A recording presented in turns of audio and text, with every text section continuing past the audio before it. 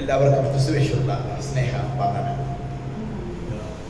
വളരെ പ്രാർത്ഥനയോടുകൂടെ നമുക്ക് അല്പസമയം ദൈവവചനത്തിലെ ചില ആത്മീയ സത്യങ്ങൾ ഗ്രഹിക്കേണ്ടതിന് നമുക്ക് പ്രാർത്ഥിക്കാം. നമുക്കിന്ന് എഫേസ്യ ലേഖനത്തിൻ്റെ 1-ാം അധ്യായം ഇവിടെ ഞാൻ പല ആവർത്തി പറഞ്ഞിട്ടുള്ളത് പറഞ്ഞത് ഒന്ന്, ക്രിസ്തുവിൽ സമ്പന്നമായിരുന്ന സഭ ഏകദേശം ദാരിദ്ര്യത്തിൻ്റെ പടുകുഴിയിലേക്ക് വീണു. പറയുന്നത് ആത്മീകമായ ദാരിദ്ര്യമാണ്. ഭിക്ഷാടകനെ പോലെ അവരായി. അങ്ങനെ വന്നപ്പോൾ അവരാരാണ്, അവരുടെ നിക്ഷേപം എന്താണ്, അവരുടെ പദവി എന്താണ് എന്ന് ഓർമ്മിപ്പിക്കുവാനാണ് ഈ ലേഖനം എഴുതിയത്. ഇതിനെ ലേഖനങ്ങളുടെ റാണി എന്നാണ് വേദപണ്ഡിതന്മാർ വിശേഷിപ്പിച്ചിരിക്കുന്നത്. പൗലോസ് ദൈവം കൊടുത്ത ചില മർമ്മങ്ങളാണ് ഇതിനകത്തൂടെ വെളിപ്പെടുത്തുന്നത്. ദൈവീക മർമ്മങ്ങളുടെ ഒരു രഹസ്യം നമുക്ക് മറ്റേ പോകാം. ദൈവീക മർമ്മങ്ങളുടെ ഒരു കലവറയാണ് എഫേസ്യ ലേഖനം. അപ്പോൾ 1-ാം അധ്യായം തന്നെ അങ്ങനെ പറഞ്ഞു വരികയാണ്. സ്വർഗത്തിലെ സകല ആത്മീയ അനുഗ്രഹങ്ങളാലും ക്രിസ്തുവിൽ നിങ്ങളെ അനുഗ്രഹിച്ചിരിക്കുന്ന പിതാവായ ദൈവം. എന്നിട്ട് എൻ്റെ അടുത്ത വാക്യത്തിൽ അവൻ നമ്മളെ തിരഞ്ഞെടുത്തത് എങ്ങനെയാണ്, എന്തിനാണ് എന്നാണ് പറയുന്നത്. 4-ാം വാക്യം പറയുന്നത് നാം തൻ്റെ സന്നിധിയിൽ വിശുദ്ധരും നിഷ്കളങ്കരുമാകേണ്ടതിന് അവൻ ലോകസ്ഥാപനത്തിന് മുമ്പേ നമ്മെ അവനിൽ തിരഞ്ഞെടുക്കുകയും തിരുഹിതത്തിൻ്റെ പ്രസാദപ്രകാരം യേശു ക്രിസ്തു മുഖാന്തിരം നമ്മെ ദത്തെടുക്കേണ്ടതിന് അവൻ പ്രിയനായവൻ നമുക്ക് സൗജന്യമായി നൽകിയ കൃപാമഹത്വത്തിൻ്റെ പുകഴ്ചയ്ക്കായി സ്നേഹത്തിൽ നമ്മെ മുൻ നിയമിക്കുകയും ചെയ്തു. ഇത് ബൈബിളിലെ ചില മിസ്റ്ററികളാണ്. എല്ലാവരും അതൊന്ന് നിങ്ങളൊന്ന് ശ്രദ്ധിച്ച്. ഇന്ന് യൂത്ത് മീറ്റിംഗ് ഉണ്ട്. വന്നത് 10 മണി കഴിഞ്ഞായതുകൊണ്ട് യൂത്ത് മീറ്റിംഗും ഇപ്പം താമസിച്ച് നടക്കുന്നു. ഇവിടെ ലോകസ്ഥാപനത്തിന് മുമ്പ് നമ്മെ ക്രിസ്തുവിൽ ദൈവം തിരഞ്ഞെടുത്തു. നമ്മെ ക്രിസ്തുവിൽ ദൈവം ദത്തെടുത്തു. നമ്മെ ക്രിസ്തുവിൽ വീണ്ടെടുത്തു. നമ്മെ ക്രിസ്തുവിൽ മുൻ നിയമിച്ചു. എല്ലാം കൂടെ ഒന്ന് പറയാനേക്ക് സമയമില്ല, ദയവായിട്ട് ശ്രദ്ധിക്കുക. എപ്പോഴാണ് നിങ്ങളുടെയും എൻ്റെയും തിരഞ്ഞെടുപ്പ് നടന്നത്? പ്രപഞ്ചം, നക്ഷത്രമണ്ഡലങ്ങൾ, ഗാലക്സികൾ, ഭൂമി, ഏദൻ തോട്ടം, ആദം ഹവ്വമാരെ സൃഷ്ടിക്കുന്നതിന് മുമ്പ് ദൈവം ലോകമുണ്ടാക്കപ്പെടുന്നതിന് മുമ്പ് നമ്മെ തെരഞ്ഞെടുത്തു. ഹല്ലേലൂയ. അപ്പൊ നമ്മൾ എവിടെയായിരുന്നു? നമ്മുടെ സൃഷ്ടിപ്പിൽ നമുക്ക് ദൈവത്തിൻ്റെ മുൻപിൽ ഒരു രൂപമുണ്ടായിരുന്നു. നമ്മെ ദൈവം തിരഞ്ഞെടുത്ത് ക്രിസ്തുവിൽ ആണ് ആക്കി വെച്ചിരുന്നത്. ഇത് നമ്മുടെ ഹൃദയം, നമ്മളിപ്പോൾ വായിച്ച വേദഭാഗത്തിൻ്റെ താഴെ തൊട്ട് അതിൻ്റെ 18-19 വാക്യങ്ങളൊക്കെ വായിച്ചു വരുമ്പോൾ നിങ്ങളുടെ ഹൃദയ ദൃഷ്ടി പ്രകാശിച്ചിട്ട് നിങ്ങളുടെ വിളിയുടെ ആശ ഇന്നതെന്ന് നിങ്ങൾ തിരിച്ചറിയണം. എൻ്റെ പ്രിയപ്പെട്ടവരെ, നമ്മളിപ്പോൾ, എനിക്ക് 68 വർഷമേ ആയിട്ടുള്ളൂ. എനിക്ക് ജന്മം കിട്ടിയിട്ട് ദൈവം സഹായിച്ചെന്നാൽ ഈ മാസത്തിൽ എൻ്റെ ബർത്ത്ഡേ 69 ഞാൻ കയറും. അപ്പോ ഈ 68 വർഷമേ എനിക്ക് ഭൂമിയുമായിട്ടുള്ള ബന്ധമുണ്ട്. ഞാൻ എൻ്റെ അമ്മയുടെ അപ്പൻ്റെ രക്തത്തിൽ ആണ് ജനിച്ചു വീണത്. പക്ഷെ ബൈബിൾ പറയുന്നത് ഞാൻ ആദമിലുണ്ടായിരുന്നു എന്നാണ്. ആദം ഈ ലോകത്തിൽ ജനിച്ചപ്പോൾ നമ്മളെല്ലാവരും രക്ഷിക്കപ്പെടുന്നതിന് മുമ്പ് ആദാമിലായിരുന്നു. ആദാമിൽ എല്ലാവരും പാപികളാണ്, എല്ലാവരും നരകത്തിന് യോഗ്യരാണ്. യേശുക്രിസ്തു ലോകത്തിൽ വന്ന് 2000 വർഷത്തിന് മുമ്പ് നമ്മെ വീണ്ടെടുത്തപ്പോൾ, തൻ്റെ ചോര കൊടുത്തപ്പോൾ, അത് നമ്മൾ വിശ്വസിച്ച നിമിഷം മുതൽ ആദാമിൽ നിന്നും നമ്മുടെ രക്തം ക്രിസ്തുവിലേക്ക് മാറി. ഇവിടെ ഉണ്ടോ നിങ്ങൾ? ആദാമിൽ നിന്ന് ഏകദേശം ഈ 6000 വർഷമാകാൻ പോകുന്ന സമയത്ത് നമ്മൾ ക്രിസ്തുവിലേക്ക് മാറി. അതെങ്ങനെ സംഭവിച്ചു? എങ്ങനെ ക്രിസ്തുവിലായി തീർന്നെങ്ങനെ?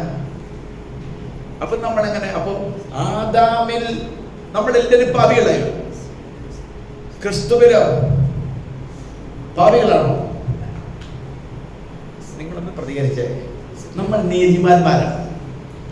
അപ്പം ആദാമിൽ വംശപാരമ്പര്യമായിട്ട് നമ്മൾ പാപികളായിരുന്നു. ക്രിസ്തുവിനെ വിശ്വസിച്ചപ്പോൾ, ക്രിസ്തുവിൽ വിശ്വസിച്ച നമ്മൾ ക്രിസ്തുവിൽ കൂടെ നീതിമാന്മാരായി തീർന്നു. ഇതുപോലെ നമ്മൾ ഇവിടെ ജനിക്കുന്നതിനും ആദാം ഉണ്ടാകുന്നതിനും മുമ്പ് നമുക്കൊരു ക്രിസ്തുവിനുള്ള ജീവിതം ഉണ്ടായിരുന്നു. അവനിൽ നമ്മളെ ലോകമുണ്ടാക്കപ്പെടുന്നതിന് മുമ്പ് തൻ്റെ പുത്രനായ യേശു ക്രിസ്തുവിന്റെ ദിവ്യ സ്വഭാവം നമ്മൾ പ്രാപിക്കേണ്ടതിന്, വിശുദ്ധരും നിഷ്കളങ്കരുമാകേണ്ടതിന് അവനിൽ നമ്മളെ തെരഞ്ഞെടുത്തു. എപ്പോഴാണ് തെരഞ്ഞെടുപ്പെടുന്നത്? ആദാം ജനിച്ചപ്പോഴല്ല, ഭൂമിയെ ഉണ്ടാക്കിയപ്പോഴല്ല. ലോകം, ഇതിന്റെ പല മൂലഭാഷയിൽ നമ്മൾ മനസ്സിലാക്കിയാൽ, പല വിധത്തിൽ മനസ്സിലാക്കിയെന്നാൽ, ലോകത്തിന്റെ ക്രിയേഷൻ നടക്കുന്നതിന് മുമ്പ് ദൈവം നമ്മെ തെരഞ്ഞെടുത്തു. ഇതൊക്കെയാണ് മിസ്റ്ററി എന്ന് പറയുന്ന കാര്യങ്ങൾ. ഇത് പുതിയ നിയമസഭയ്ക്ക് വെളിപ്പെട്ട കാര്യമാണ്. പഴയ നിയമസഭയ്ക്ക് വെളിപ്പെട്ടെന്ന് പറയുന്നത് ഏകദേശം ദാവീദ് പാടുന്നുണ്ട്, അമ്മയുടെ ഉദരത്തിൽ അവൻ എന്നെ അതിശയും അത്ഭുതവുമായിട്ടും പടഞ്ഞു. അവിടം വരെ അവർക്ക് വെളിപ്പാട് കിട്ടിയിട്ടുണ്ട്. എന്നാൽ പുതിയ നിയമത്തിൽ ക്രിസ്തു ലോക സ്ഥാപനത്തിനു മുതൽ അറുക്കപ്പെട്ടുകൊണ്ടിരുന്ന പറയുന്നത്, വായിക്കുന്നത്. ലോകസ്ഥാപനം മുതൽ അറുക്കപ്പെട്ടുകൊണ്ടിരുന്ന ആ കുഞ്ഞാലാകുന്ന ക്രിസ്തുവിൽ ഇവിടെ വീണ്ടും ജനിച്ചവർ മാത്രം,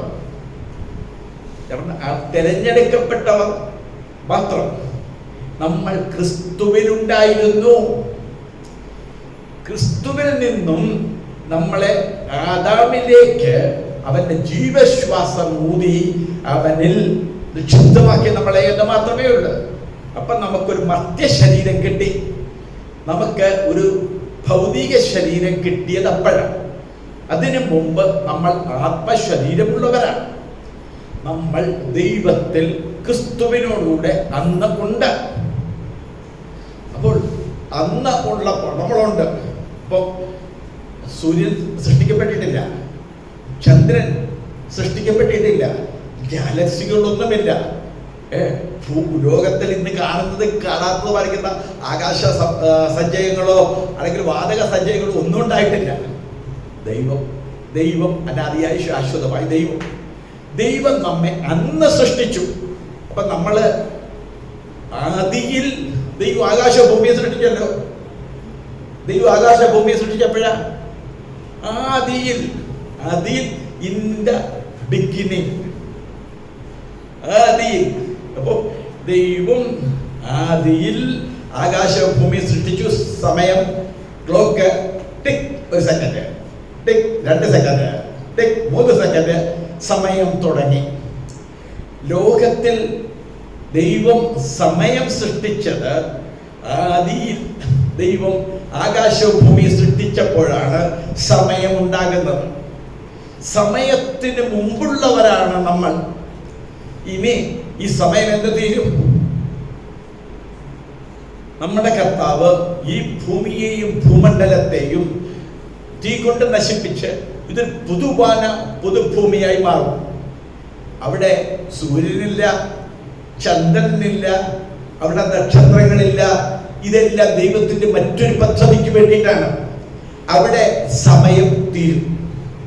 സമയങ്ങളും കാലങ്ങളും ഇല്ലാതെ നമ്മൾ ഇന്നിപ്പോ മക്കൾ പറഞ്ഞു, ഇന്ന് യൂത്ത് മീറ്റിംഗ് ഉണ്ട് എന്ന് വെച്ചെന്നാൽ നമുക്കൊരല്പം നേരത്തെ നിർത്തണം എന്നാണ് പറഞ്ഞത്.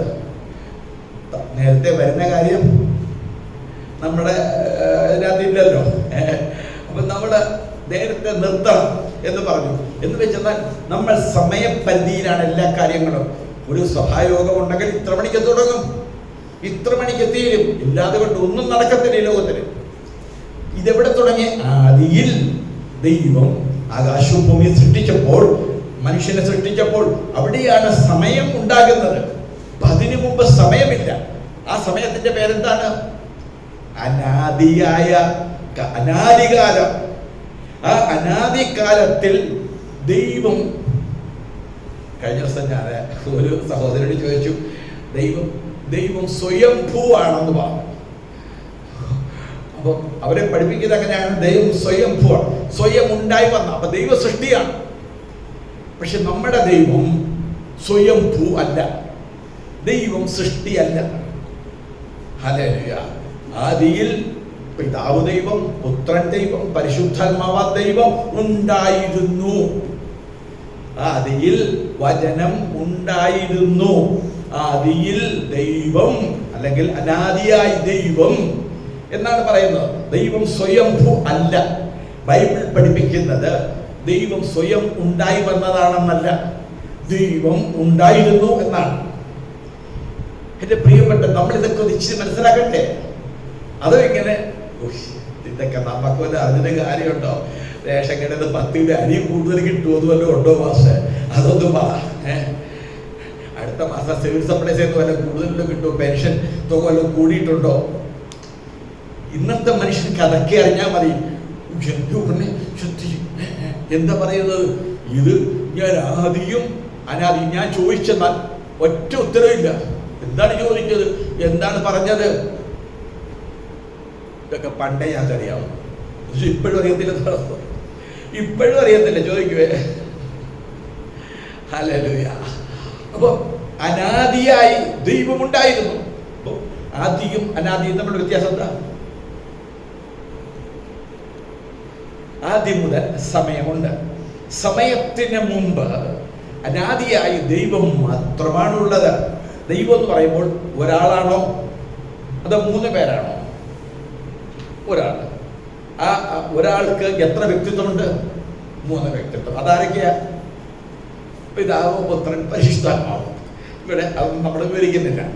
അപ്പൊ പിതാവും പുത്രനും പരിശുദ്ധാത്മാവും കൂടെ ദൈവം നമ്മെ മനുഷ്യനെ സൃഷ്ടിച്ചു. അപ്പൊ ഞാൻ പറയുന്നത്, അന്ന് ദൂതന്മാർ ദൈവത്തിന്റെ സൃഷ്ടികൾ. ദൈവത്തിന്റെ പദ്ധതിയില് മനുഷ്യനാണ് സൃഷ്ടിക്കപ്പെട്ടത്. മറ്റത് മനുഷ്യന്റെ സേവകാത്മാക്കളായിട്ടാണ് ദൈവത്തിന്റെ സേവ ചെയ്യാനായിട്ടാണ് ദൂതന്മാരെ സൃഷ്ടിച്ചത്. അപ്പൊ ദൈവം സൃഷ്ടിച്ചപ്പോൾ നമ്മൾ ആരിലുണ്ടായിരുന്നു? അവനിൽ ഉണ്ടായിരുന്നു. അവനിൽ നമ്മളെ തെരഞ്ഞെടുത്തു. ആരില്ല? യേശു ക്രിസ്തുവിൽ നമ്മളെ തെരഞ്ഞെടുത്തു. എപ്പോഴാ? ആദിയിൽ സമയമുണ്ടാകുന്നതിനും ഭൂമി ഉണ്ടാക്കുന്നതിനും മുമ്പ് ആരാധിയായി നമ്മളെ ക്രിസ്തുവിൽ ദൈവം തെരഞ്ഞെടുത്തു. അപ്പൊ ക്രിസ്തുവിൽ തെരഞ്ഞെടുത്തെന്ന് പറയുമ്പോഴേ ഇത് ഒരു ഇച്ചിരി കാട്ടും ഇച്ചിരി ശാസ്ത്രീയമായ കാര്യമൊക്കെ ഒന്ന് ശ്രദ്ധിച്ചേ പറ്റത്തുള്ളൂ. ഇതൊക്കെ നമുക്കത് വെളിപ്പെട്ട് കിട്ടിയാല് തികച്ചും പറയുന്നു, നിങ്ങളുടെ ആത്മീയ ജീവിതത്തിന് ഒരു വളർച്ച ഉണ്ടാകും. ആത്മീയ ജീവിതത്തിന് വളർച്ച ഉണ്ടാകാത്തത് ഈ കാര്യങ്ങളൊന്നും അറിയാത്തത് കൊണ്ടാണ്. എന്നെ കേൾക്കുന്ന പ്രിയപ്പെട്ടവരോട് ഞാൻ ഓർപ്പിക്കട്ടെ. അപ്പോ അനാദിയായ ദൈവമുണ്ട്. ആദിയിൽ സമയം തുടങ്ങുന്നതിനും സൂര്യചന്ദ്ര നക്ഷത്രാദികളെ സൃഷ്ടിക്കുന്നതിന് മുമ്പ് ദൈവം നമ്മെ സൃഷ്ടിച്ചു. ആ സൃഷ്ടിച്ചത് ആത്മാവാണ്. നമ്മളെ ക്രിസ്തുവിലാണ് തിരഞ്ഞെടുത്തത്. അപ്പൊ ഞാൻ പറയുന്നത് ദൈവത്തിൽ നമ്മളുണ്ടായിരുന്നു. ദൈവമാണ് ക്രിസ്തു, യേശു ക്രിസ്തു. അവനിൽ നമ്മളുണ്ടായിരുന്നു. അവനാണ് ഈ ലോകത്തെ സൃഷ്ടിച്ചത്. ദൈവം എന്ന് പറഞ്ഞാൽ ആദ്യം ആകാശം ഉണ്ടാകട്ടെ, ആകാശം ഉണ്ടാകട്ടെ എന്ന് ദൈവം സൃഷ്ടിച്ചപ്പോൾ നമ്മളെവിടെയായിരുന്നു ദൈവങ്ങളെ? ഇവിടെ സഹോദരിമാരുടെ ഭാഗത്തുനിന്ന് ദൈവം ആദ്യം ആകാശവും ഭൂമിയും സൃഷ്ടിച്ചു. എങ്ങനെ ദൈവം സൃഷ്ടിച്ചത്? ആകാശം ഉണ്ടാകട്ടെ, ഭൂമി ഉണ്ടാകട്ടെ, വൃക്ഷങ്ങൾ, സമുദ്രങ്ങൾ എല്ലാം ഉണ്ടാകട്ടെ എന്ന് ദൈവം പറഞ്ഞപ്പോൾ നമ്മൾ എവിടെയായിരുന്നു? നമ്മൾ യേശുവിലായിരുന്നു. അപ്പൊ യേശു സൃഷ്ടിച്ചപ്പോൾ നമ്മൾ യേശുവിന്റെ ശരീരമാണ്. അന്ന് നമ്മൾ അവന്റെ ശരീരമായിട്ട് അവനിലായിരുന്നു. അവനിലായിരിക്കുന്ന ദൈവം യേശു എല്ലാം സൃഷ്ടിച്ചപ്പോൾ നമ്മളും കൂടെ അല്ലേ ഈ ഭൂമിയുടെ ക്രിയേഷനകത്ത് വന്നത്? ഈ ലോകം ഉണ്ടാക്കിയപ്പോൾ, പ്രപഞ്ചങ്ങൾ ഉണ്ടാക്കിയപ്പോൾ തലയാകുന്ന ക്രിസ്തുവിനോട് ചേർന്ന് നമ്മൾ അവനില്ലായിരുന്നോ? അവനിൽ ലോക സ്ഥാപനത്തിൽ നമ്മൾ തിരഞ്ഞെടുക്കപ്പെട്ടില്ലേ? അങ്ങനെയെങ്കിൽ അവനിൽ ലോകത്തെ തിരഞ്ഞെടുത്തു, ലോകത്തെ സൃഷ്ടിച്ചപ്പോൾ, അവൻ ലോകത്തെ സൃഷ്ടിച്ചപ്പോൾ നമ്മൾ അവനിലുണ്ടായിരുന്നല്ലോ. അപ്പം അതല്ലേ ബൈബിൾ പറയുന്നത്? ഭൂമിയിൽ മനുഷ്യനെ സൃഷ്ടിച്ചിട്ട് പറഞ്ഞത്, അവൻ ഓരോന്നിനും ഇട്ടതൊക്കെ അവയ്ക്ക് പേരായി. നിങ്ങൾ ആകാശത്തിലും സമുദ്രത്തിലും ഭൂമിയിലും എല്ലാറ്റിന്റെ മേലും വാഴ്ച നടത്തണമെന്നാ പറഞ്ഞത്. വാഴുവാനാണ് സൃഷ്ടിച്ചത്. മനുഷ്യനെ ഭൂമിയിൽ ജന്മം കൊടുത്തപ്പോൾ വാഴ്ച നടത്താനാണ് സൃഷ്ടിച്ചത്. എന്താണ് മനുഷ്യനെന്ന് പറയുന്നതിന്റെ അർത്ഥം? ഇതൊക്കെ ഞാനിത് കൂടുതൽ പറയാതെ, കാരണം നിങ്ങൾക്ക് ഇത് ഗ്രഹിക്കാൻ പലരും ഇപ്പോഴും അവിശ്വാസമുള്ള ദുഷ്ടഹൃദയമുള്ളവരുണ്ട്, ഏകാഗ്രതയില്ലാത്തവരുണ്ട്.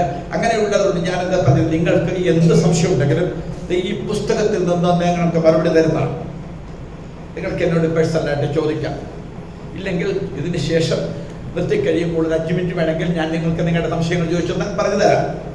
പ്രീസലോട്, നമ്മൾ അവനിൽ തിരഞ്ഞെടുക്കപ്പെട്ടപ്പോൾ ലോകസ്ഥാപനത്തിന് മുമ്പ്, ഹല്ലേലൂയ, അങ്ങനെയെങ്കിൽ അവനിൽ നമ്മളുണ്ട്. അവനാണ് ലോകത്തെ സൃഷ്ടിച്ചത്, സകല സൃഷ്ടിപ്പ് നടത്തിയത്.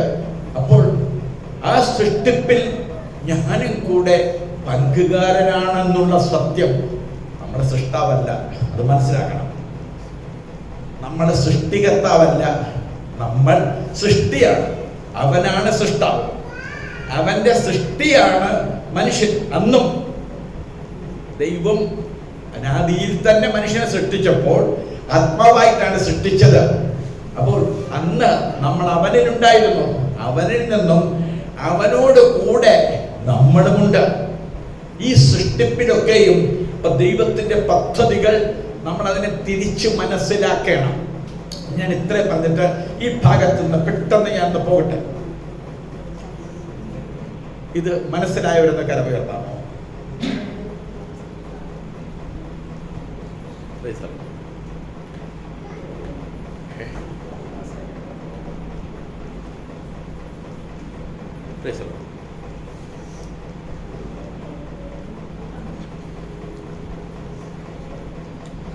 ദൈവം അനുഗ്രഹിക്കട്ടെ.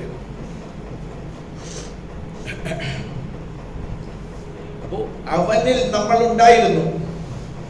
നമ്മൾ ആ സൃഷ്ടിപ്പിൽ നമ്മൾക്കും കൂടെയാണ് അതിൻ്റെതായിരിക്കുന്ന മഹത്വവും അനുഗ്രഹങ്ങളും കിട്ടുന്നത്. അതുകൊണ്ട് നമ്മൾ സൃഷ്ടാവാണെന്നോ നമ്മൾ സൃഷ്ടിയാണെന്നോ നമ്മൾ മനസ്സിലാക്കണം. മനുഷ്യൻ, സൃഷ്ടിയായ മനുഷ്യൻ ക്രിസ്തുവിൽ വന്നപ്പോൾ ദൈവം തിരഞ്ഞെടുത്ത ഈ എല്ലാറ്റിലും ദൈവത്തിന്റെ സൃഷ്ടിപ്പിനകത്ത്, എല്ലാ സൃഷ്ടിപ്പിനകത്തും നമ്മളും കൂടെ ഉണ്ടായിരുന്നു. ഞാൻ ചുരുക്കി അവിടുത്തെ പ്രവർത്തനം. എന്തിനാണ് ഈ തെരഞ്ഞെടുപ്പ്? എന്തിനായിരുന്നു? നമ്മൾ വിശുദ്ധരും നിഷ്കളങ്കരുമാകേണ്ടതിനാണ്. വിശുദ്ധരും നിഷ്കളങ്കരുമാകേണ്ടതിനാണ്. എന്താണ് വിശുദ്ധരും നിഷ്കളങ്കരും എന്നുള്ള പദം? വിശുദ്ധ ബൈബിൾ നമ്മളെ പഠിപ്പിക്കുന്നത്, ഇവിടെ ലോകത്തിൽ ഒരു നീതിമാനെ ജനിച്ചു. നമുക്ക് വെളിപ്പെടുത്തപ്പെട്ട ഒറ്റ നീതിമാനേ ഉള്ളു, ഒറ്റ നിഷ്കളങ്കനേ ഉള്ളു, അത് യേശു ക്രിസ്തുവാണ്. കർത്താവായ യേശുവിനോട് നമ്മളെ അനുരൂപരാക്കി തീർക്കുക. എഫേസ്യ ലേഖനം 4-ാം അധ്യായം 23-ാം വാക്യം. ആർക്കും ഈ അധ്യായം ലേഖനം തന്നെ 4:23 ഒന്ന് വായിക്കാം.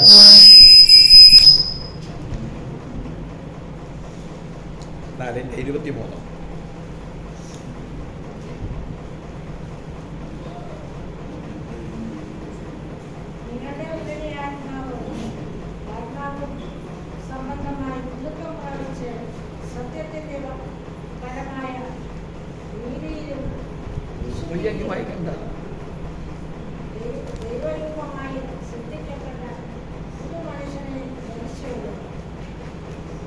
ഞാനൊന്ന് വായിച്ചു കേൾപ്പിക്കാം. എൻ്റെ 22 കൂടെ ഞാൻ വായിച്ചു കേൾപ്പിക്കാം. മുമ്പിലത്തെ നടപ്പ് സംബന്ധിച്ച് ചതിമോഹങ്ങളാൽ വഷളായി പോകുന്ന പഴയ മനുഷ്യനെ ഉപേക്ഷിച്ച് നിങ്ങളുടെ ഉള്ളിലെ ആത്മാവ് സംബന്ധമായി പുതുക്കം പ്രാപിച്ച് സത്യത്തിൻ്റെ ഫലമായ നീതിയിലും വിശുദ്ധിയിലും ദൈവാനുരൂപമായി സൃഷ്ടിക്കപ്പെട്ട പൊതു മനുഷ്യനെ ധരിച്ചു കൊള്ളും. അപ്പം ഇവിടെ ഒരു പഴയ മനുഷ്യനെയും പറയുന്നു, ഒരു പൊതുമനുഷ്യനെയും പറയുന്നു. ഈ പുതുമനുഷ്യനെ നമ്മൾ ധരിക്കുകയാണ്. അപ്പൊ പുതുമനുഷ്യനെ നിങ്ങൾ ധരിച്ചുകൊള്ളുവിൻ. ചതിമോഹങ്ങളാൽ വഷളായി പോകുന്ന പഴയ മനുഷ്യനെ ഉപേക്ഷിച്ചു. പെട്ടെന്ന് ഞാൻ പറയാം, പിന്നീട് നിങ്ങൾക്കതിൻ്റെ വ്യാഖ്യാനങ്ങൾ പിന്നീട് ഞാൻ തരാം. നമ്മളിൽ ആത്മാവ്, ദേഹി, ദേഹം, 3 മേഖലകളാണ് മനുഷ്യനുള്ളത്. ആത്മാവിൻ്റെ അവസ്ഥ, മനുഷ്യൻ ആദാം പാപം ചെയ്തപ്പോൾ, ലംഘനം ചെയ്ത് അനുസരണക്കേട് കാണിച്ചപ്പോൾ എന്ത് സംഭവിച്ചു? ആത്മാവിൽ മനുഷ്യൻ മരിച്ചുപോയി. ഇപ്പം മനുഷ്യൻ എന്തുണ്ട്? ദേഹിയുമുണ്ട്, ദേഹവുമുണ്ട്. ഇപ്പം ദേഹം പറയുന്നതാണ് ദേഹി ചെയ്യുന്നത്. ദേഹി എന്ന് പറയുന്നത് എന്താ മോളെ? ഒന്ന് പറയാമോ? ദേഹി, മനസ്സെന്ന് പറയുന്നത് എന്താ? മനസ്സിനെ കണ്ടിട്ടുണ്ടോ? മനസ്സെന്ന് പറയുന്നത് എന്താ? മനസ്സെന്ന് പറയുന്നത് നമ്മുടെ ഇച്ഛാശക്തി. അതിനകത്തെ കേന്ദ്ര കഥാപാത്രം ഇച്ഛാശക്തിയാണ്. അതിന് ഒരു ബുദ്ധിയുണ്ട്, അതിന് ഒരു വികാരമുണ്ട്, അതിന് ഒരു വിചാരമുണ്ട്. അപ്പം ഇങ്ങനെ അടങ്ങുന്ന ഇച്ഛാശക്തി, വിൽ പവറും ഇമോഷനും ബുദ്ധിയും എല്ലാം കൂടെ ചേർന്ന ഭാഗമാണ് മനുഷ്യന്റെ മനസ്സ് അല്ലെങ്കിൽ ദേഹി എന്ന് പറയുന്നത്. സോൾ എന്നാണ് അതിനെ പറയുന്നത്. ഈ സോൾ എന്ന് പറയുന്നത് ദൈവം മനുഷ്യനെ സൃഷ്ടിച്ചപ്പോൾ ആത്മാവും സോളും, സ്പിരിറ്റും സോളും, ആത്മാവും ദേഹിയും കൂടെ ഒന്നിച്ചു ചേർന്നാണ് ശരീരത്തെ നിയന്ത്രിച്ചിരുന്നത്. ഇപ്പോൾ എന്ത് പറ്റി? ആത്മാവ് മരിച്ചുപോയി. എന്താ ഈ മരിച്ചു? ആത്മാവ് മരിച്ചെന്ന് പറയുന്നതിന്റെ അർത്ഥം എന്താ? ബിന്ദു എന്ന് പറഞ്ഞേ. ആത്മാവ് മരിച്ചു എന്ന് പറഞ്ഞത്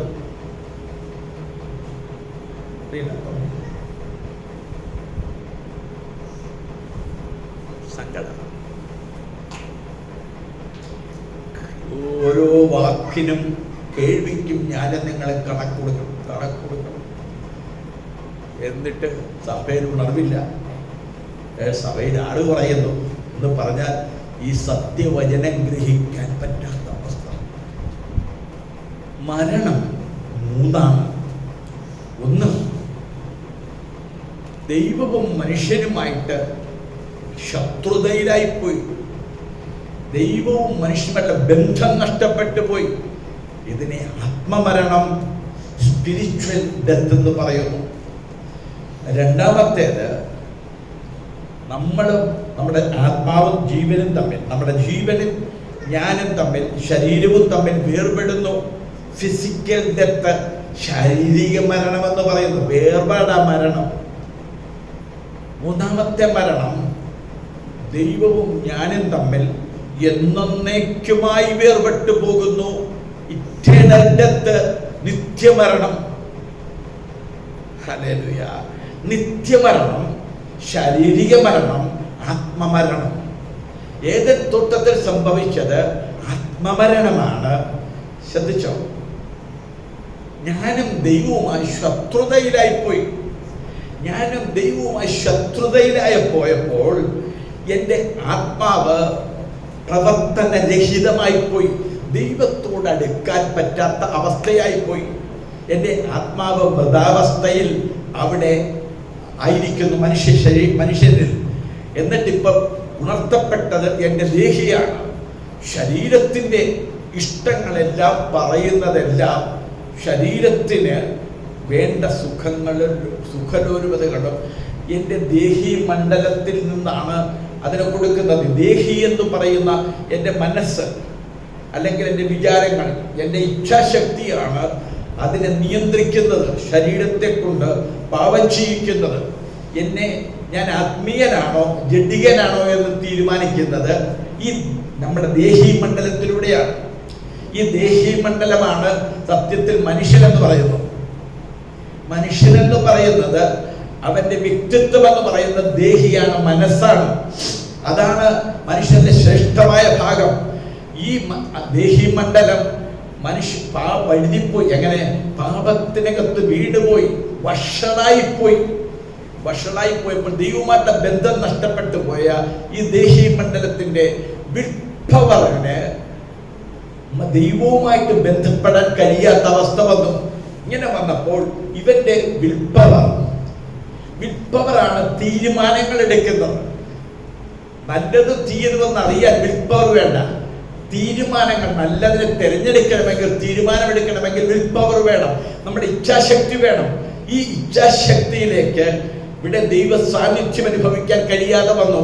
ഇങ്ങനെ വന്നപ്പോൾ ഇവനാണ് എന്ത് ചെയ്യുന്നത്? ഈ ദേഹി മണ്ഡലത്തിൽ നിന്നും ശരീരത്തെ അനധികൃതമായിട്ട് വഷളാക്കാൻ തുടങ്ങി. ശരീരത്തിന്റെ സുഖലോലുപതകളെ വർദ്ധിപ്പിക്കാനായിട്ട് തുടങ്ങി.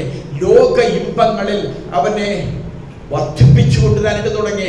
ഇവിടുത്തെ വീടും ഇവിടുത്തെ സുഖസൗകര്യങ്ങളും ഇവിടുത്തെ ആനന്ദങ്ങളും ഇവിടുത്തെ ഉല്ലാസങ്ങളും ഇവന്റെ മനസ്സാണ് ഇവനിലേക്ക് നിറയ്ക്കുന്നത്. മനസ്സ് പറയും, നമുക്ക് ഇന്ന് പോയി എറണാകുളത്ത് പോയി ഇന്നത് കഴിക്കണം.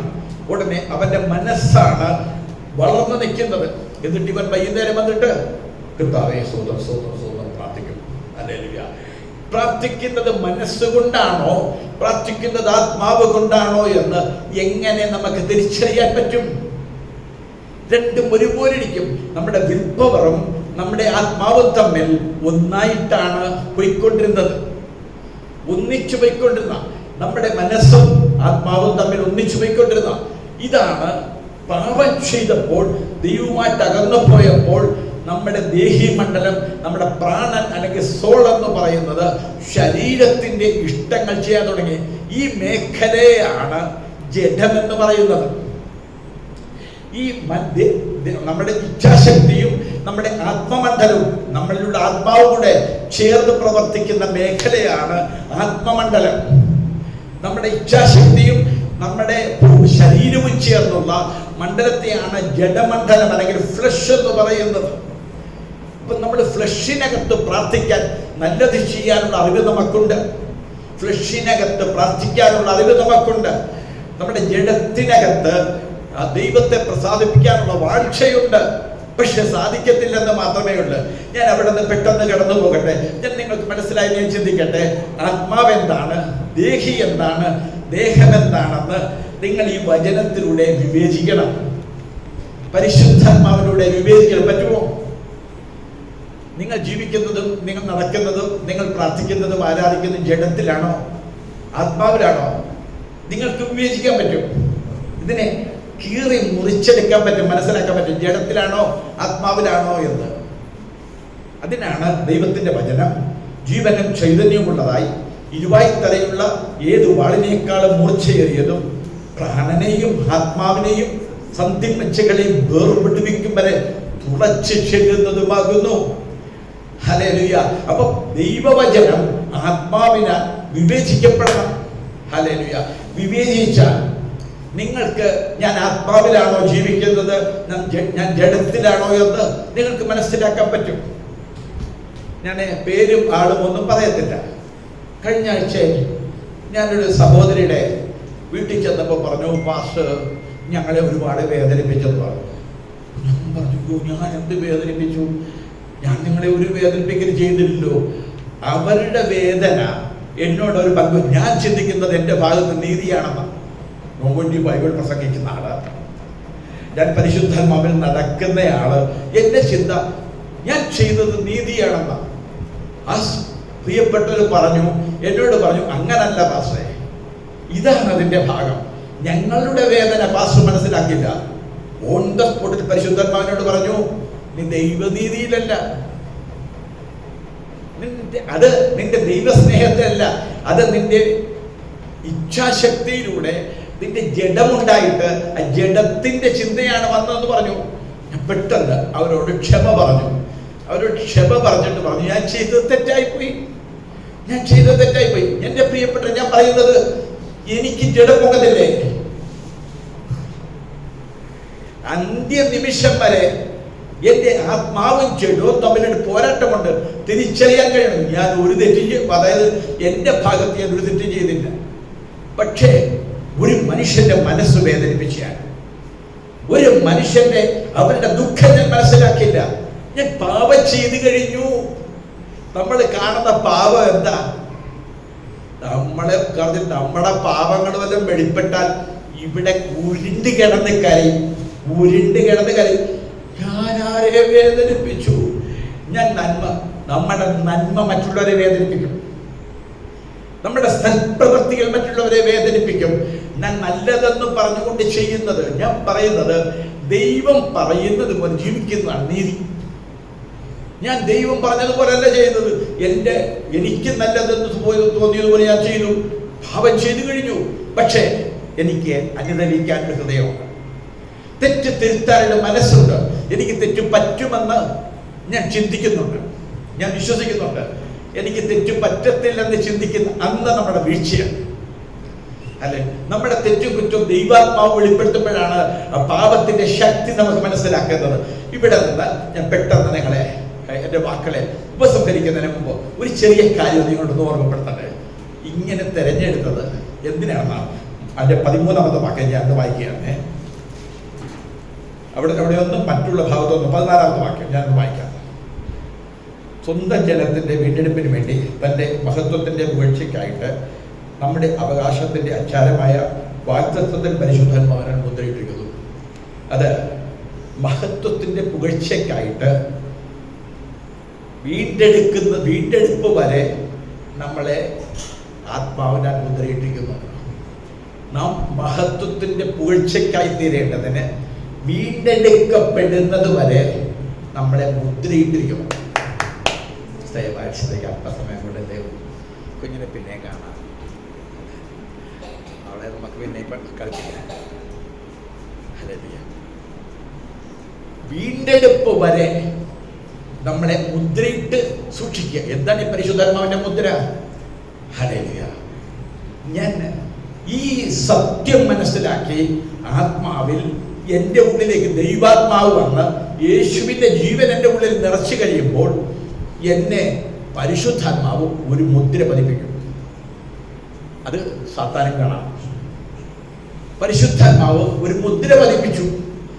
ഇത് വീണ്ടും സാത്താന് തൊടാൻ പറ്റാത്ത ഒരു മുദ്രയാണ്. ഈ മുദ്രയുള്ള ഒരാളെ, ഇതാണ് ആദ്യം സംഭവിക്കുന്നത്, രക്ഷിക്കപ്പെടുമ്പോൾ സംഭവിക്കുന്നതാണത്. ഈ മുദ്ര എന്തിനെ കാണിക്കുന്നു? എനിക്കൊരു വീണ്ടെടുപ്പുകാരനുണ്ടെന്നും എൻ്റെ വീണ്ടെടുപ്പുകാരൻ വരുമെന്നും വെളിപ്പെടുത്തും. അവൻ വരുമ്പോൾ അവൻ എന്നെ ഒരു കേടും കൂടാതെ എന്നെ കൊണ്ടുപോകാൻ വേണ്ടിയിട്ടാണ് ഈ മുദ്രയിട്ടിരിക്കുന്നത്. അപ്പൊ ഈ മുദ്രയിട്ടിരിക്കുന്ന ഒരു അവസ്ഥയിൽ ദൈവത്തിന്റെ പൈതൽ എന്താണ് നമ്മുടെ വീണ്ടെടുപ്പ് നടക്കാൻ പോകുന്നത്? എങ്ങനെയാണ് നമ്മുടെ വീണ്ടെടുപ്പ്? ഞാനൊന്ന് പറഞ്ഞ് ഇത് ചുരുക്കി വിശദീകരിച്ച് പറയാതെ നിങ്ങൾ ഇവിടെ നിങ്ങളുടെ കണ്ണ് തുറന്ന് നിങ്ങളുടെ മനസ്സ് തുറന്ന് ഒന്ന് കേൾക്കണം. ഇവിടെ അതിനകത്തൊരു ചെറിയ ചാട്ടൊക്കെ ഉണ്ട്. എനിക്ക് നിങ്ങളെ എല്ലാവരെയും അതിപ്പോൾ കാണിച്ചു തരാനായിട്ട് പറ്റുന്നില്ല. ഒന്ന്, നമ്മൾ ഇപ്പൊ സംഭവിക്കുന്ന ആദ്യത്തെ സംഭവം, ഇപ്പൊ നിങ്ങളിവിടെ ഒരു യുദ്ധശ്രുതിയെല്ലാം കേൾക്കുന്നുണ്ടോ?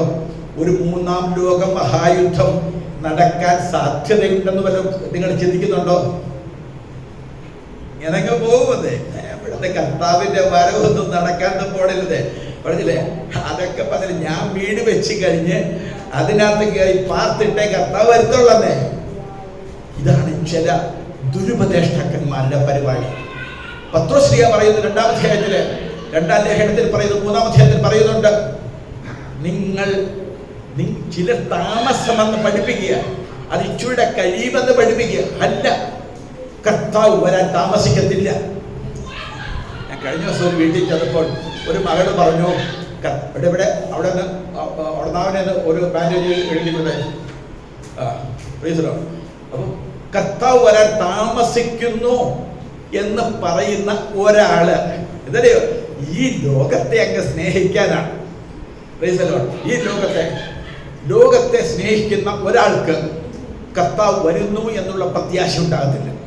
അവർക്ക് വരാൻ ഇഷ്ടമില്ല, അവർ വെറുതെ പറയുന്ന. അപ്പൊ ആ കുട്ടി മോളനോട് പറഞ്ഞു, എന്താണ് കർത്താവ് സംസാരിക്കുന്നത് ഞാൻ ചോദിച്ചു. പറഞ്ഞു, കർത്താവ് വേഗം വരുന്നു, കർത്താവ് വേഗം വരുമെന്ന് പറഞ്ഞു. അപ്പൊ എനിക്ക് ഭയങ്കര ഒരു പ്രത്യാശ വർദ്ധിച്ചു. എനിക്കും കൂടെ ഒന്നുകൂടെ ഒരു ഇതാക്കി. എന്താ അങ്ങനെ കർത്താവ് അങ്ങനെ പറഞ്ഞോ, എങ്ങനെയാ പറഞ്ഞത് എന്നൊക്കെ ചോദിച്ചു. ഞങ്ങൾ പ്രാർത്ഥിച്ചു. അവിടുന്ന് പിരിയും. ഞാൻ പറഞ്ഞത്, നമ്മളോട് കർത്താവ് സംസാരിക്കുന്ന ഏറ്റവും പ്രധാനപ്പെട്ട കാര്യം, ഇതാ വേഗം വരുന്നു, ഞാനിതാ വേഗം വരുന്നു. കർത്താവ് വരുന്നതിന്റെ തെളിവ് ഇസ്രായേലിലേക്കൊന്ന് നോക്കിയാൽ മതി, ഇറാനിലേക്കൊന്ന് നോക്കിയാൽ മതി, സഭയിലേക്കൊന്ന് നോക്കിയാൽ മതി. സഭയ്ക്കകത്ത് പണ്ടൊന്നും ഇവിടെ തുള്ളിച്ചാടി ആരാധിക്കുന്നവർ വചനത്തിനുള്ളിരുന്ന് ഉറങ്ങുന്ന കണ്ടാൽ മതി. പണ്ട് ഒരു മിഷ കിട്ടിയത് സുവിശേഷകർക്ക് വേണ്ടിയിട്ട് അമ്മയ്ക്ക് പിടിച്ചോണ്ട് ചാടി ഇറങ്ങുന്നവർ ഇപ്പൊ വീട്ടിൽ കുത്തിയിരിക്കുന്ന കണ്ടാൽ നോക്കിയാൽ മതി. എന്താണ് വെറുതെയാണെന്ന് പറഞ്ഞില്ലേ? കർത്താവ് വരുന്നു എന്ന് തെളിവ് സഭയ്ക്കകത്ത് നോക്കിയാൽ മതി. എന്താണ് സഭയ്ക്കകത്ത്? ഇന്ന് സഭയ്ക്കകത്ത് പ്രസംഗിക്കുന്ന വിഷയം, കൺവെൻഷനിൽ പ്രസംഗിക്കുന്ന വിഷയം എന്താ? പിന്നെ കുറച്ച് പ്രവാചകന്മാർ പറയും, ഇന്ന കാരണങ്ങൾ സംഭവിക്കുമ്പോൾ ഇസ്രായേലിന്റെ മേൽ യുദ്ധം വരും, ലോക രാജ്യങ്ങൾ ഇങ്ങനെ സംഭവിക്കും, ഇത് ഒരു വർഷത്തിനുള്ളിൽ സംഭവിക്കും, അല്ലെങ്കിൽ 6 മാസത്തിനുള്ളിൽ സംഭവിക്കും. ഇത് മറ്റൊരു ദുരുപദേശമാണ്. കർത്താവ് വരുന്നത് ഇന്നാണെന്നാണ് വിശുദ്ധ ബൈബിൾ നമ്മളെ പഠിപ്പിക്കുന്നത്. പ്രിയപ്പെട്ടവരെ, ഇന്ന് കർത്താവ് വരുമെന്നും മരണം ഇന്ന് എൻ്റെ ശരീരത്തെയും എൻ്റെ ജീവനെ തമ്മിൽ വേർതിരിക്കുമെന്നും ചിന്തിക്കാതെ നടക്കുന്ന ഒരാള് ക്രിസ്തീയ വിശ്വാസിയല്ല. ഒരു ക്രിസ്തീയ വിശ്വാസി ഇന്ന് ഞാൻ എൻ്റെ ജീവനും എൻ്റെ ശരീരവും തമ്മിൽ വേർപെടാൻ സാധ്യതയുണ്ട്. മരണം കൊണ്ടാണ് ഞാൻ നടക്കുന്നത്, എൻ്റെ സ്വന്തം വീടാണ് എൻ്റെ ലക്ഷ്യം, ഇന്ന് കർത്താവ് വന്ന് എന്നെ കൊണ്ടുപോകും എന്ന് പ്രതീക്ഷിക്കാത്ത ഒരു വ്യക്തി വിശുദ്ധ ബൈബിൾ വിശ്വസിക്കുന്ന ആളല്ല. അവർക്ക് പരിശുദ്ധാത്മാവില്ല. അവർ വെറുതെ പാട്ട് പാടുന്നതാണ്, വെറുതെ പ്രാർത്ഥിക്കുന്നതാണ്. ഹല്ലേലൂയ. അപ്പം ഇത് പൗലോസിന്റെ ചിന്തയല്ല, ഇത് ദൈവം നമുക്ക് തന്ന ചിന്തയാണ്. ദൈവമക്കൾ അതിനായിട്ട് ഒരുങ്ങട്ടെ. ഞാൻ പറയുന്നത് ഇപ്പോ ഈ ചരിത്ര സംഭവങ്ങളൊന്നും പറയുന്നില്ല, ശാസ്ത്രീയമായിരിക്കുന്ന കാര്യങ്ങളൊന്നും ഞാൻ പറയുന്നില്ല. വേഗം കർത്താവ് വരും. നിങ്ങൾ വിശ്വസിച്ചാലും ഇല്ലെങ്കിലും കർത്താവ് ക്ഷണത്തിൽ വെളിപ്പെടും. അടുത്ത ആഴ്ച സഭായോഗം ഉണ്ടാകുമെന്നൊന്നും പറയാൻ ഒരു അവകാശവുമില്ല. അതിനു മുമ്പ് കർത്താവ് വന്നാൽ അവന്റെ വരവെങ്കിൽ പോകാനുള്ള, തേജസ്കരിക്കപ്പെടാനുള്ള, രൂപാന്തരപ്പെടാനുള്ള ഒരു സന്തോഷം നമുക്കുണ്ടാകണം. കർത്താവ് നമ്മൾ സഹായിക്കണം. ഇവിടെ ഒന്ന് ദയവായി ശ്രദ്ധിക്കാം. കർത്താവ് വരുമ്പോൾ എന്താ സംഭവിക്കുന്നത്? ഞാൻ ഓരോരുത്തർ ചോദിക്കാൻ പോകാം. കൊച്ചിനെ നോക്കിക്കൊണ്ടിരിക്കുന്നത് മോനെ എന്ത് സംഭവിക്കും? എന്ത് സംഭവിക്കും? ഒന്ന് ഉറങ്ങുക. അതല്ലേ കർത്താവ് വരുമ്പോ എന്ത് സംഭവിക്കുന്നത്? ചോദ്യം കേട്ടില്ലെന്നുള്ളതാണ് കേട്ടോ. അതാണ് പ്രശ്നം. ഞാൻ ഈ കേൾക്കാത്ത കൊണ്ട് ഞാൻ അതാലോചിച്ചേക്കും. കർത്താവ് വന്നാൽ ആദ്യം സംഭവിക്കുന്ന, ഇവിടെ നിങ്ങൾ ഇതൊന്ന് കേട്ടിട്ടേ പോകാമോ? ആദ്യം ക്രിസ്തുവിൽ മരിച്ചവർ ഉയർന്നു. ഹല്ലേലൂയ. നൊടി നേരത്തിനുള്ളിൽ ജീവനോടെയുള്ള ദൈവമക്കൾ രൂപാന്തരപ്പെടും. അവർക്ക് ഉയർപ്പ് നമുക്ക് രൂപാന്തരം. എന്താ രൂപാന്തരം? ഒന്ന് കേട്ട് ശ്രദ്ധിക്കണേ. നമ്മുടെ ഈ മനുഷ്യശരീരം നമ്മളിവിടെ കുടഞ്ഞിടും, ഇവിടെ ഇട്ടിട്ട് നമ്മളൊരു വിൺ ശരീരം ധരിക്കും. നമ്മൾ മേഘങ്ങളിലേക്ക് എടുക്കപ്പെടും. അവരവിടെ നിന്നും ഇവിടെ നിന്നും നമ്മളും എടുക്കപ്പെടും. ഒരുമിച്ച് കർത്താവിന്റെ സന്നിധിയിലേക്ക് നമ്മൾ ചെല്ലും. ഇതാണ് കർത്താവിന്റെ അവതരണം സംഭവിക്കുന്നത്. അപ്പോൾ നമ്മൾ എവിടെയായിരിക്കും? സ്വർഗത്തിൽ, മധ്യാകാശത്തിൽ നമ്മളായിരിക്കും. എത്ര വർഷം? പിന്നത്തെ 7 വർഷത്തെ ഭൂമിയുടെ അവസ്ഥ എന്തായിരിക്കും? ഒരു മഹോപത്തിന് പ്രകാരമാണ്. ഈ മഹോപത്തിൽ നിങ്ങൾക്ക് അറിവുണ്ട്. നിങ്ങൾക്ക് അറിവുള്ളത് കൊണ്ടാണ്, നിങ്ങൾ അറിയാവുന്നതുകൊണ്ടാണ് നിങ്ങൾ അശ്രദ്ധരായിരിക്കുന്നത്. എന്തായോ അറിവ് നിങ്ങളെ കൊല്ലും കേട്ടോ. ജീവന്റെ തന്നെ അറിവ് നിങ്ങളെ നശിപ്പിച്ചു കളയും. Praise the Lord. ഈ കർത്താവിന്റെ കൂടെ 7 വർഷം സഭ വിശുദ്ധന്മാർ എടുക്കപ്പെട്ടിരിക്കുമ്പോൾ ഇവിടെ ലോകം 3.5 വർഷം ഒരു നല്ല രാഷ്ട്രീയ നേതാവ് ഭരിക്കും. ഇന്ന് ഒരുപക്ഷെ ആ രാഷ്ട്രീയ നേതാവ് ഇവിടെ എഴുന്നേറ്റ് വന്നിട്ടുണ്ടാകാം. ഒരു പൊളിറ്റിക്കൽ ലീഡർ എന്ന് പറഞ്ഞാൽ ഇസ്രായേൽ രാജ്യം വരെ അവനെ അംഗീകരിക്കും. അവൻ പറയുന്നത് ഇസ്രായേലും കൂടെ അംഗീകരിക്കും. 3.5 വർഷം അവൻ ആന്റി ക്രൈസ്റ്റ് അല്ല, പക്ഷേ ആന്റി ക്രൈസ്റ്റിന്റെ ശരീരമാണ്. 3.5 വർഷം കഴിയുമ്പോൾ അവൻ 2 സാക്ഷികൾ ഭൂമിയിൽ വെളിപ്പെടും. അവർ രാജ്യത്തിന്റെ സുവിശേഷം പ്രസംഗിക്കും. അവരെ കൊന്നുകളയുമ്പോൾ ഇവന്റെ തനി സ്വരൂപം, ഇവന്റെ മേലേക്ക് ആന്റി ക്രൈസ്റ്റ് സാത്താൻ ഇറങ്ങി വരും. ഇവനൊരു എതിർ ക്രിസ്തുവായി മാറും. ഞാൻ ക്രിസ്തുവാണെന്ന് പറയും. ഈ ക്രിസ്തുവാണെന്ന് പറഞ്ഞുകൊണ്ട് 3.5 വർഷത്തെ ഭരണത്തിൽ ഇതിന് ഞാൻ വ്യാഖ്യാനിച്ച് കൂടുതലൊന്നും ഇപ്പം നിങ്ങളോട് പറയാതെ നിങ്ങൾക്ക് പഠിക്കാനുള്ള അവസരം, ചിന്തിക്കാൻ വേണ്ടി അവസരം തരിക. വേറെ പിന്നീട് അവസരം കിട്ടിയാൽ ഞാനത് പഠിപ്പിച്ചു തരാം. ഇതിന് ശേഷം സംഭവിക്കുന്നത് 7 വർഷം കഴിയുമ്പോൾ ഹല്ലേലൂയ, കർത്താവായ യേശുവും ദൈവസഭയുമായിട്ട് സ്വർഗത്തിൽ നിന്നും ഇറങ്ങി വരും. ഇറങ്ങി വന്ന് 1000 വർഷം കേട്ടോ, 1000 വർഷമൊക്കെ ഉണ്ട്. 1000 വർഷം ഭൂമി യെരൂശലേം കേന്ദ്രമാക്കിക്കൊണ്ട് ഭൂമിയെ കർത്താവായ യേശുവും ഇസ്രായേൽ ജനവും അന്ന് മഹോപദ്രവത്തിൽ കഷ്ടത്തിൽ യേശുവിന് വേണ്ടി നിന്ന അന്ന് മരിച്ച വിശുദ്ധന്മാരും എല്ലാവരും കൂടെ ചേർന്നുകൊണ്ട് ഈ ലോകത്തെ അന്ന് ഭരിക്കും. അന്ന് ലോകത്തിൽ മനുഷ്യരുണ്ടോ? ഉണ്ട്, പക്ഷെ മരണമില്ല. 1000 വർഷം യെരൂശലേം കേന്ദ്രമാക്കി അവർ നമ്മൾ അന്നത്തെ ഭരണകർത്താക്കളാണ്. 1000 വർഷത്തെ ഭരണത്തിൽ 1000 വർഷത്തെ ദൈവരാജ്യം സ്ഥാപിക്കുമ്പോൾ നമ്മൾ അവിടെ കേവലം ആ ദൈവരാജ്യത്തിലെ അംഗങ്ങളല്ല, നമ്മൾ സ്വർഗീയന്മാരാണ്. നമ്മൾ അവിടെ ഭരണകർത്താക്കളാണ്. ഈ ഭരണം അന്നത്തെ ഇസ്രായേൽ ജാതിയും എല്ലാവരും കൂടി ചേർന്നാണ് ലോകത്തെ ഭരിക്കുന്നത്. ഈ ലോകത്തെ ഭരിക്കുമ്പോൾ ഒരു പ്രത്യേകതയുണ്ടാകും. ഇതിന് ശേഷമാണ് ഞാനത് പറഞ്ഞു പോകുന്നത്. നിങ്ങൾ ഇപ്പം പറഞ്ഞു തരാൻ സമയമില്ല. ഇതിന് ശേഷം സംഭവിക്കുന്നത് ഈ വീണ്ടെടുപ്പെന്ന് പറയുന്നതാണ് ക്രിസ്തീയ പ്രത്യാശ. ഹല്ലേലൂയ. അതല്ലാതെ ഇപ്പൊ നിങ്ങളുടെ ഇവിടെ നടക്കാൻ പോകുന്ന ഇപ്പൊ കർത്താവിന്റെ കൈ ഒരാളെ ലഭിക്കുന്നു എന്ന് പറഞ്ഞാൽ നിങ്ങൾ ഇളകുമെന്നും തുള്ളുമെന്നും അത് സാത്താൻ അറിയാം. സാത്താൻ അത് മതി. അങ്ങനെയാണ് മനുഷ്യന്റെ മനസ്സിനെ ഇളക്കുന്നത്. നിങ്ങളൊരു ആത്മാവാണെന്ന് മനസ്സിലാക്കണം. നിങ്ങൾക്ക് താൽക്കാലിക ശരീരമേ, താൽക്കാലിക ലോകമേ ഉള്ളൂ. ഇത് മനസ്സിലാക്കണം പ്രിയപ്പെട്ടവരെ. ഈ സത്യം നിങ്ങൾ ഗ്രഹിച്ചാൽ നിങ്ങളുടെ ജീവിതത്തിന് രൂപാന്തരം വരുമെന്നുള്ളതാണ്. അവിടെ നിന്ന് സംഭവിക്കുന്നത് 1000 വർഷം ഭരണത്തിന് ശേഷം ഭൂമിയുടെ മുഖച്ഛായ മാറുമെന്നാണ് ബൈബിൾ പറയുന്നത്. ഈ ഭൂമി തീ കൊണ്ട് കത്തിയഴിയും. ഞാൻ വിശ്വസിക്കുന്നത് ഭൂമി മാറിപ്പോകത്തില്ലെന്നാണ്. ഈ ഭൂമി തന്നെ രൂപാന്തരപ്പെടുത്തി ശാപം നീക്കി ഈ ഭൂമി ഒരു സ്വർഗരാജ്യത്തിന് തുല്യമായ ഒരു അനുഭവത്തിൽ പുതിയ ആകാശമായി പുതിയ ഭൂമിയായി തീരും. ഇതല്ല, ഇവിടെ ഈ പുതിയ ആകാശത്തിലും പുതിയ ഭൂമിയിലും അന്നത്തെ ലോകത്തിലുള്ള എല്ലാ ജനതകളും ഉണ്ടാകുമെന്നാണ് ഞാൻ വിശ്വസിക്കുന്നത്. ഞാൻ ചിന്തിക്കുന്നത് ഈ പുതിയ ആകാശത്തിലും പുതിയ ഭൂമിയിലും അന്ന് ലോകത്തിലുള്ള ജനതകൾ ഉണ്ടായിരിക്കും, ജാതികൾ ഉണ്ടായിരിക്കും, ഇസ്രായേൽ ഉണ്ടായിരിക്കും. അന്ന് മഹാപീഡനത്തിൽ കഷ്ടം സഹിച്ച് ജയിച്ചു വന്നവരുണ്ടായിരിക്കും.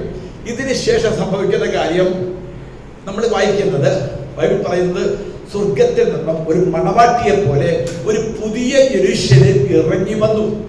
ഈ പുതിയ യെരൂശലേം എന്ന് പറയുന്നത് നിങ്ങളത് മനസ്സിലാക്കുക. ഇവിടെ ഒരു ദൈവരാജ്യം സ്ഥാപിച്ചു. ആ ദൈവരാജ്യത്തോട് ചേർന്ന് ഇവിടെ ഒരു പുതിയ ആകാശവും പുതിയ ഭൂമിയും വന്നു. അതിൻ്റെയൊക്കെ മനോഹാരിത ബൈബിൾ വർണ്ണിക്കുന്നുണ്ട്. പുതിയ ആകാശവും പുതിയ ഭൂമിയും എന്ന് വെച്ചാൽ അവിടെ പാവമില്ല, കള്ളമില്ല, ചതിയില്ല, ദാരിദ്ര്യമില്ല, അവിടെ മുള്ളില്ല, പറക്കാരയില്ല. ഭൂമിക്ക് എന്തെല്ലാം ശാപം വന്നോ അത് മുഴുവൻ മാറ്റി ഒരു തേജസ്സുള്ള ഭൂമി, ഒരു തേജസ്സുള്ള ആകാശം. അവിടെ സൂര്യനും ചന്ദ്രനുമൊന്നും ഇല്ല, അവിടെ സമയങ്ങളില്ല, അവിടെ നിത്യതയാണ്. നമ്മൾ പിന്നെ എന്ത് ചെയ്യും? നമ്മൾ സമയം കഴിഞ്ഞിട്ട് നമ്മൾ നിത്യതയിലേക്ക് പോവുകയാണ്.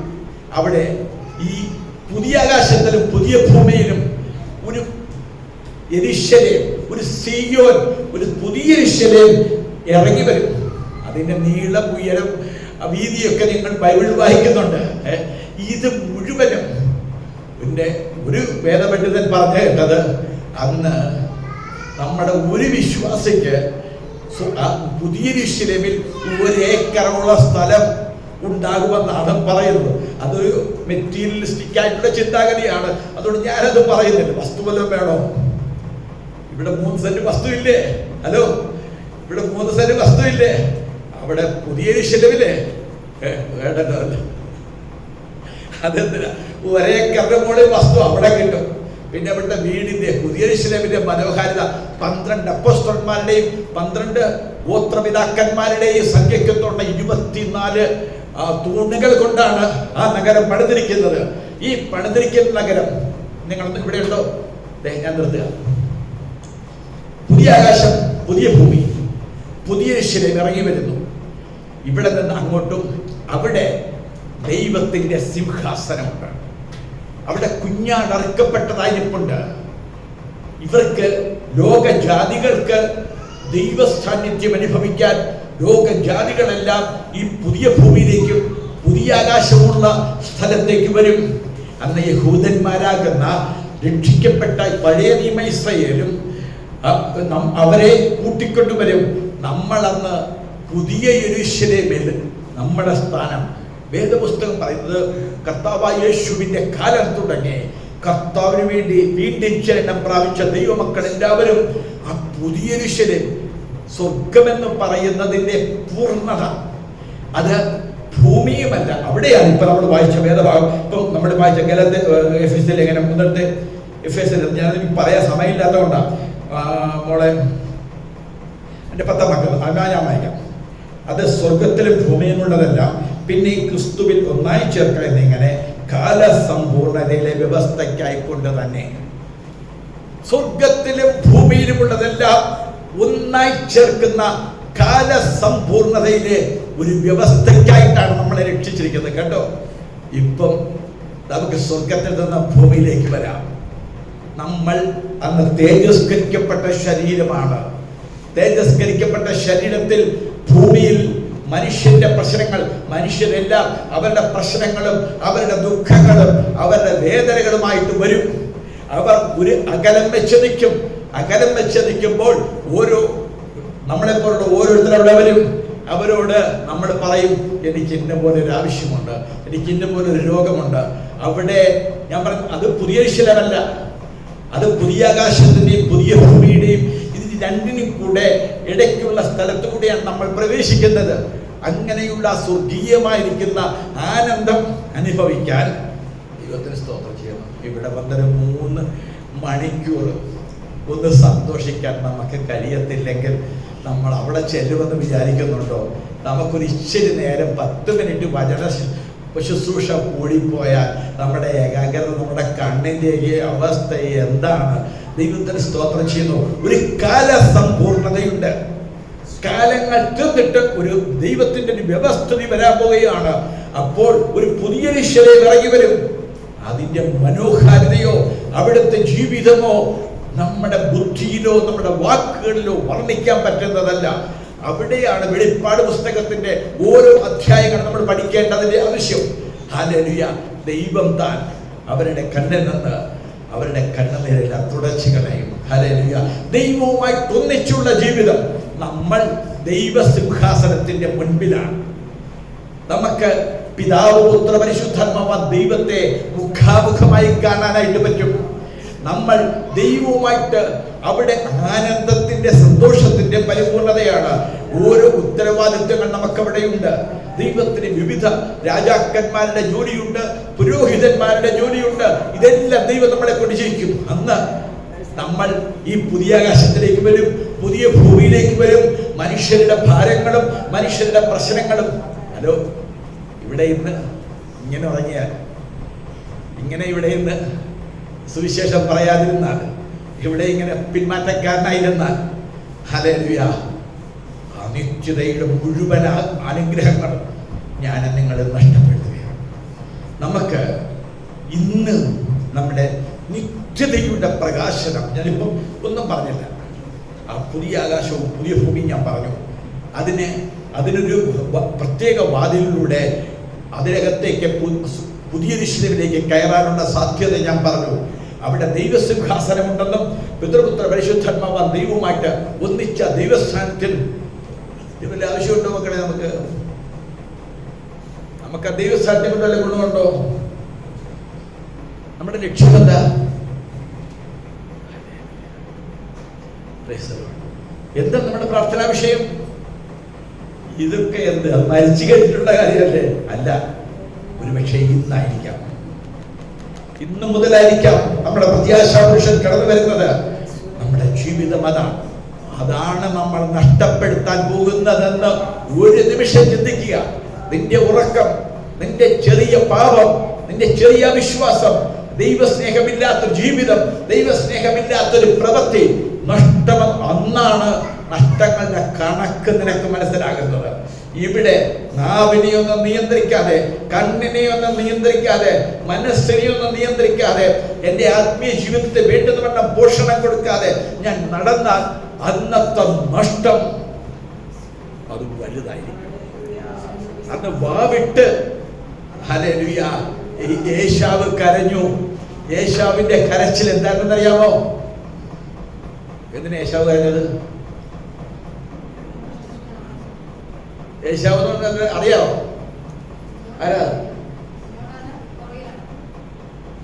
ആരാ ഏശാവ്? വാലല്ലാത്തല്ല അടയാനായത്. ഹല്ലേലൂയ. കുറച്ചു പേർക്ക് പിന്നെ അറിവുണ്ട്. ഏശാവിനെ അറിയാം. ഏശാവിന് നഷ്ടം വന്നെന്താ? വാവിട്ട് നിലവിളിക്കുക. ഒരനുഗ്രഹമേ ഉണ്ടായതല്ലോ നിനക്ക്, ഒരനുഗ്രഹമേ ഉണ്ടാകുന്നതാണ്. നിന്റെ ജ്യേഷ്ഠാവകാശം നീ വിറ്റ് കളഞ്ഞില്ലേ? കുത്തിയിരുന്ന് തുടങ്ങിയില്ലേ? നിന്റെ ആത്മജീവിതം നീ ശുഷ്കിപ്പിച്ച് കളഞ്ഞില്ലേ? വയറിന് വേണ്ടി നീ ജീവിച്ചില്ലേ? ഭൂമിയിലുള്ള എല്ലാത്തിന്റെ ലക്ഷ്യം അപ്പാ, അയ്യോ എനിക്കിത് കിട്ടിയില്ല. അവിടെ എവിടെ ആ പുതിയ ദിശയിൽ നീ കാണും. ഒരു പക്ഷേ നല്ല പുതിയ ആകാശത്തിലും പുതിയ ഭൂമിയിലും ചെന്നേക്കാം. അപ്പൊ പറയും, അയ്യോ എനിക്ക് ഇവിടുത്തെ കാര്യങ്ങളൊക്കെ ഞാൻ ഛേദമെന്നെണ്ണി, ഞാൻ ചൊവറെന്നെണ്ണി, ചൊപ്പെന്നെണ്ണി. തെളിയിക്കണം. കർത്താവിന്റെ വേലയ്ക്ക്, ദൈവരാജ്യത്തിന് ചുമല് കൊടുക്കണം. അന്ന് കരയരുത്. അപ്പാ ഒരനുഗ്രഹം എനിക്കില്ലേ, ഒരനുഗ്രഹം എനിക്ക് തന്നില്ലേ എന്ന് ചോദിക്കരുത്. കർത്താവ് സഹായിക്കട്ടെ. നമ്മുടെ കർത്താവിനോട് പ്രാർത്ഥിക്കാം.